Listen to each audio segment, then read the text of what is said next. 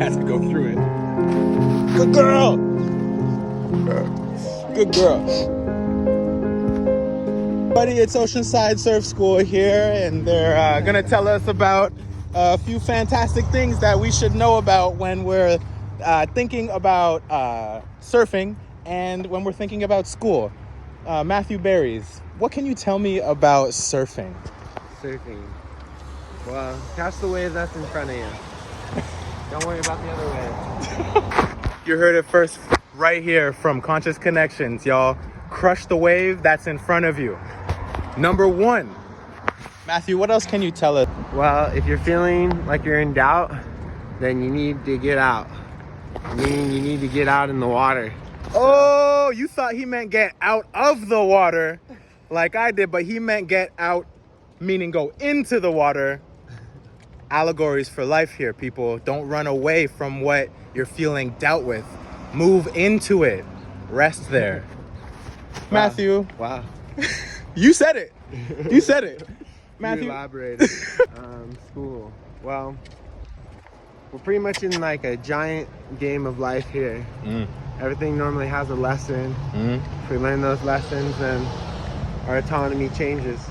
So keep learning those lessons and try your best to help other people when you can. I like that Matthew said they normally come with lessons, because I really agree with that. You know, if we choose to look at it that way. I'm wondering, Matthew, what lessons have come up for you recently? Look both ways before you cross the street. that's like the most important. Before you run into like an accident, check the scene for safety. See that. Oh, come on, Jibs. Come on. See that, like, you know, you're not putting yourself in danger by trying to help somebody else out. Yep. You don't want to run into a burning building, and you want to, know what your strategy is. Yeah. So be observant. Once again, Matthew brings up an amazing point, because as y'all have been hearing me say for the last month on this little vlog here, is that preparation saves so much more than just lives, confusion, time, and resent, and feeling, like self-pity. All that bullshit kind of goes away if we're prepared moving into the situations that we're about to face. And one could argue, how do we prepare for things we don't know are coming? Good question. For me, I feel like as long as I'm prepared for the things that I know I'm gonna do today, I can always take a moment in new situations that come out of nowhere to take a second and say, okay, I didn't prepare for this. How can I prepare for this right now? Okay, that's it. It saves my relationship, because preparation is everything when it comes to me and that girl right there, because we thought we're prepared, we thought we were clear, and it turns out we didn't give ourselves enough time to even be clear and talk about it through and through, as if we're both children. We don't really understand the English language, because that's something I'm kind of tailing off right now.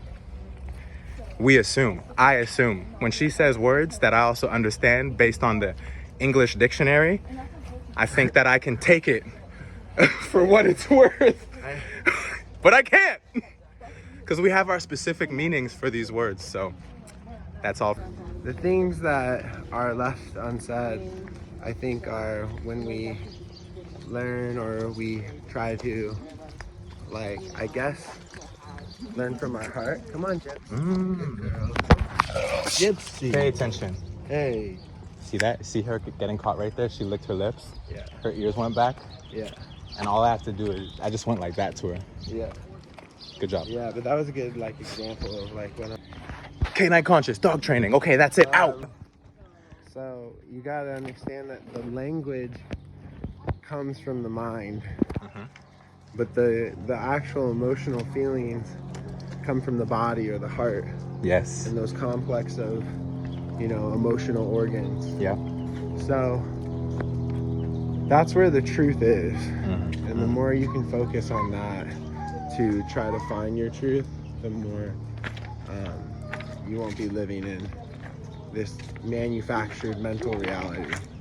So it sounds like to me what you're saying is that from those complex systems inside, that's where our emotions arise from, and it's up to us to create a narrative for that internal dialogue if we desire not to be ruled by those inner workings. That might be an extrapolation, but Well, that's it's kind of like- what I It's understood. more that like the mind creates a system of understanding, right? Mm-hmm. But a lot of times we have these feelings inside us that go undiscovered because our mind overlooks them. But if we don't pay attention to like really what our truest feelings are, Yeah. and we try to let the mind be running the show, a lot of times the mind will run us into a plot or a lesson or like something that, you know, we've been doing possibly our whole lives. But when we can base our intuition off of an actual instinctual feeling that we have, like in our heart, then I think true character starts to surface. And, you know, like the person that is really a man of character, he doesn't really ever know if his decisions are correct. Right. But he takes responsibility for every decision he makes. Huge accountability, and also leaving room, you know, as a man of character to say, I'm just making this decision because I'm decisive and I'm making a decision. I could be wrong, and if I am wrong, help me to understand why so I can adapt